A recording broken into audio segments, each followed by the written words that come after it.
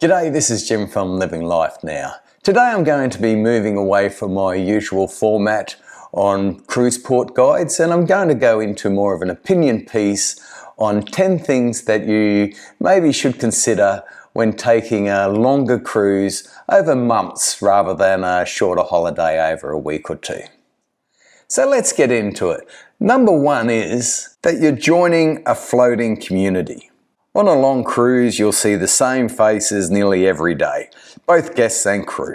It's like living in a small town, and like small towns, there's upsides and downsides. You'll see the same people over and over again, the same people at meals and bars and sunsets and shows. And when living in a community, you will encounter every type of person. You'll encounter the social butterfly fluttering around. You'll encounter the silent starer, always watching. You'll meet the oversharer and the private passenger, and you'll meet the easygoing and laid back, as well as the well-known unfiltered cruiser.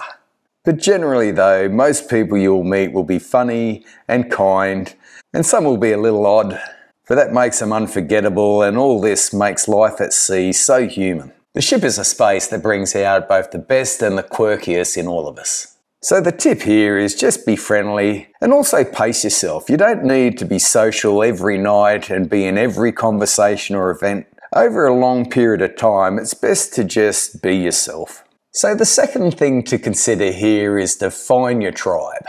You will naturally gravitate towards people with shared interests, and the ship has a full spectrum of people. If you do an activity regularly, you will make friends with people who share the same interests, whether it be trivia, cards, knitting, morning Zumba, yoga, coffee, or your favourite bar. Your tribe will soon fall together. The staff are also in routines, and familiarity is inevitable.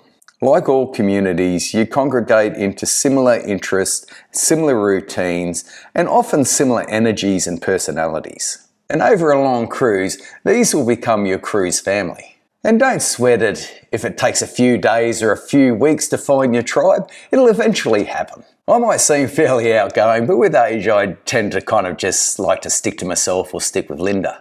And I often use the saying from Groucho Marx that I don't want to belong to any club that would have me as a member. But in the end, it's nearly impossible not to fall into relationships with people in the same life's rhythms. So my only tip here into finding your tribe is to be inclusive and to be yourself. And when I say be inclusive, it's as simple as just acknowledging the person next to you. Now, number 3 on my list here is respect personal space. So even on a large ship with lots of public space, privacy can be limited. Sometimes the best company is your own, and you can always find a quiet spot on a cruise.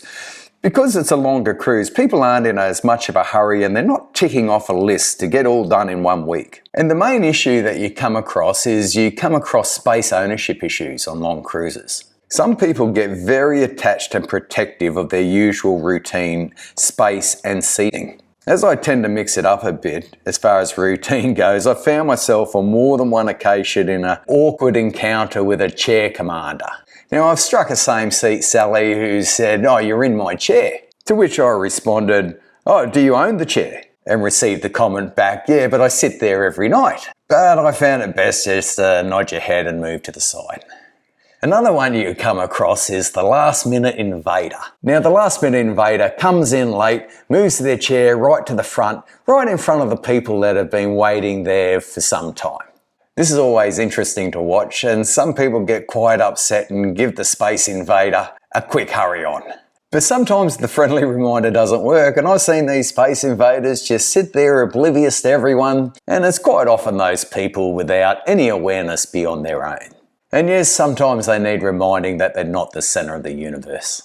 So the tip here, it pays to be courteous with noise, with seating, with lift etiquette and lining up, and be patient and respectful for those sharing space. Now, number 4 on the list is crew relationships matter.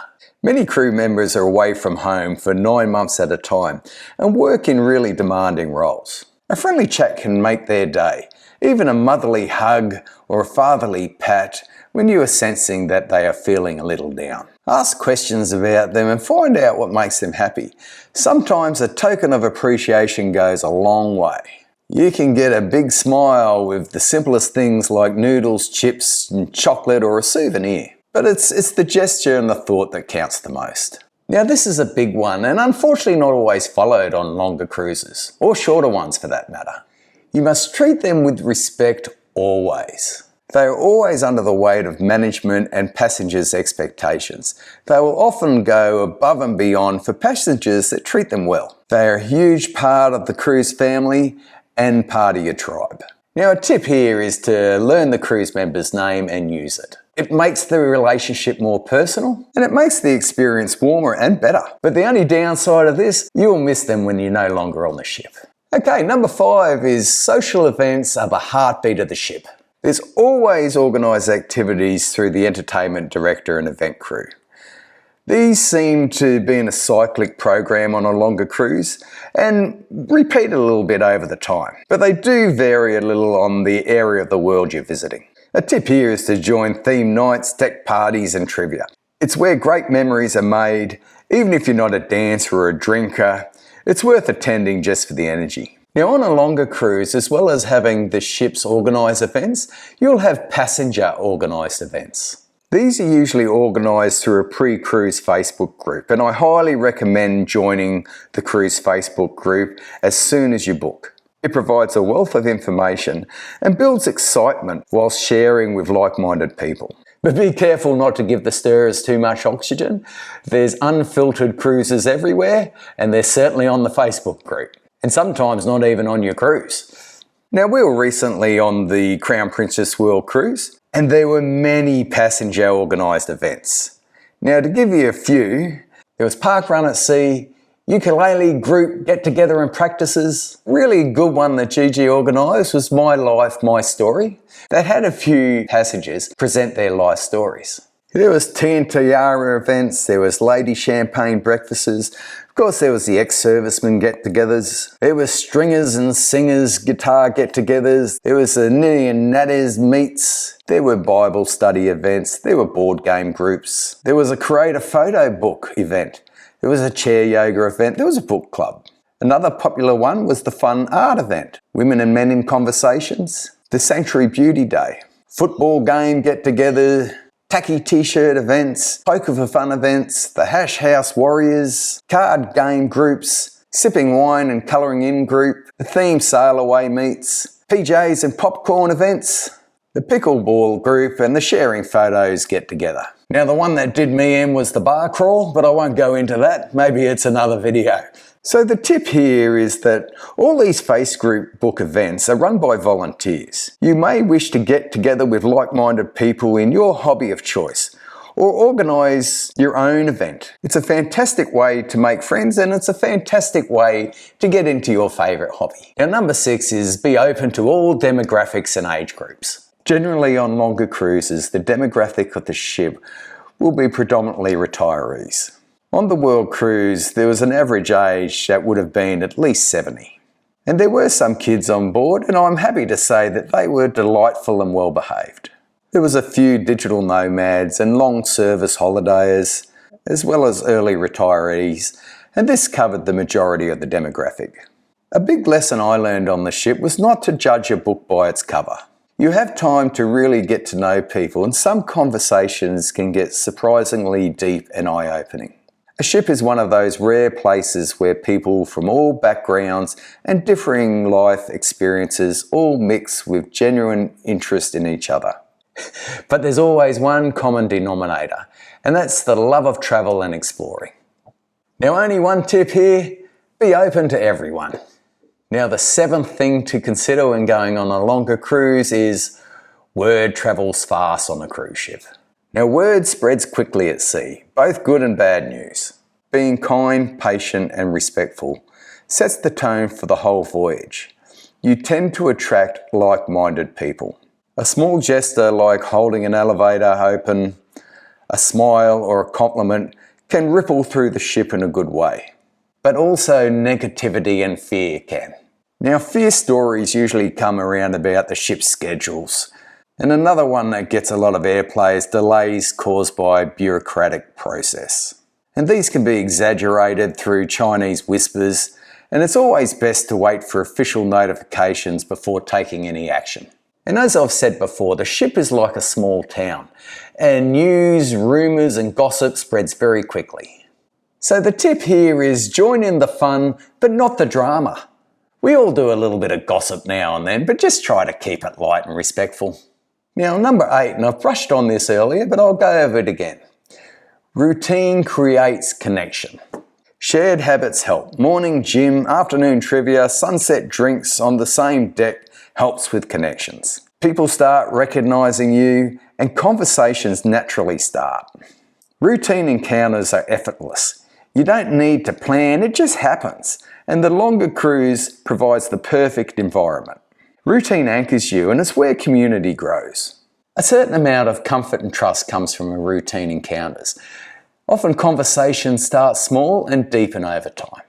Now, number 9 is handle conflict gracefully. Now, on longer voyages, a little friction happens. It's bound to happen. Noisy people, save chairs, pushing in, or you might witness somebody being rude or impatient with staff and want to say something. I have to admit, I lost my patience a couple of times, mainly with people with no social awareness or no social etiquette. Although many times I would shake my head and laugh at basically what I saw as a sense of entitlement. But a calm word beats confrontation every time. Avoidance is another strategy. And I've kind of learned over the years that some will continue with their sense of righteousness behaviour, no matter what is said to them. At the end of the day, the goal is harmony. You're all living together for months, and my tip here is just walk in your own shoes. Now, to round out my 10 on longer cruises, I'd say goodbyes can be surprisingly emotional. By month 4, you've shared birthdays, laughs, maybe even a tear. Leaving feels like you're moving away from a nice home. After 4 months, you find it strange to think that somebody else will be occupying your cabin and sleeping in your bed. It becomes a home that you must leave, as well as leaving your cruise family. So the only tip here is take the photos, swap the contacts, and celebrate the friendships that have been made. So in closing, I've just scraped the surface on community living on longer cruises. The main point I'd like to make is you're not just travelling the world, you're travelling with a world of people as well. And that's what makes life at sea interesting and special. And after 4 months at sea, I've realised it's not just the destinations that stay with you, it's also the people. As I said at the beginning, this is just an opinion piece on my view of the 10 things to consider. Feel free to drop a comment below with your own opinions, and if you enjoyed this, give it the thumbs up. If I've upset you, I'm sorry. We'll catch you next time. Uru.